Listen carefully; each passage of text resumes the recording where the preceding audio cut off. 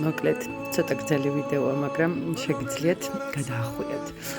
მოგეთ წავედით კახეთში, სტუმრად, ეს გზად ბადიაურში დედას პურები ვიყიდეთ, ბავშვებს შიოდათ და მატილდას რეაქციაზეც ეტყობა ალბათ, როგორი მუშიებული იყო. მოკლედ, გემრიელი გუდის ყველი და შოთი დავაგვემოვნეთ, შემდეგ გავეშურეთ ბოდბის მონასტრისკენ. მოკლედ გზად ლამაზი ფერები იყო, ახლა არ ვიცი კიდე ვიდეოში არ ჩანს ისეთი ფერები იყო, ხეები, ძალიან შემოდგომა ძალიან მიყვარს და შემოდგომაზე სასწაული ფერებია. ეს წმინდა ნინოს საფლავი მოვილოცეთ. მოკლედ აქ კანიკურსის ველოდებოდით ჩვენს დიდ ძაღლს. მაგრამ მის ნაცვლად ესეთი საყვარელი ფისოთო გხვდა, რომელსაც ეძინა. მოკლედ წყაროზე ჩასვლა რა თქმა უნდა მინდოდა და ჩემი დიდი სურვილი ღვთის წყალობით ავისრულე, ჩავედი წყალში, კი ცივი იყო, მაგრამ საერთოდ არ შემცირნია. აი ესე ბედნიერი ჩემს კვერცხს ვკეცა.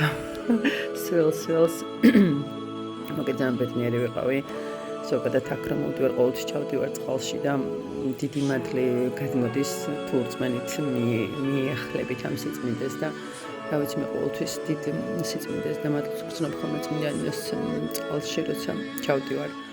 თუმცა 9 ნოემბერს და ესეც ცივეში პირველად ვიყავი, ოქტომბერში ნაყოფი ვარ, მაგრამ ასე დროს არასდროს არ ჩავსულვარ.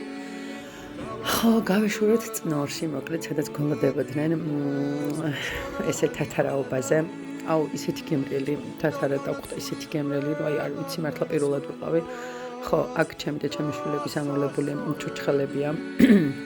რა თქმა უნდა, ისე როგორ ჩაივლის კახეთი, კახური მწვადები რომ არ დავაგემოვნოთ, ეს ხო ბოლოს რომ დაიცალა თათარა მე და ჩემი შვილები ესე ქვაბიდან ჭამდით გემრიელ დარჩენილ ფელამურს და ძალიან გემრიელი იყო სხვათა შორის და წარმომიდგენი ახლა ჩურჩხელა როგორი გემრიელი იქნება. ხო, არ შეიმჩნევთ აღარ ჩემი შვილის არა შვილების ღორობა დედამისთან ერთად.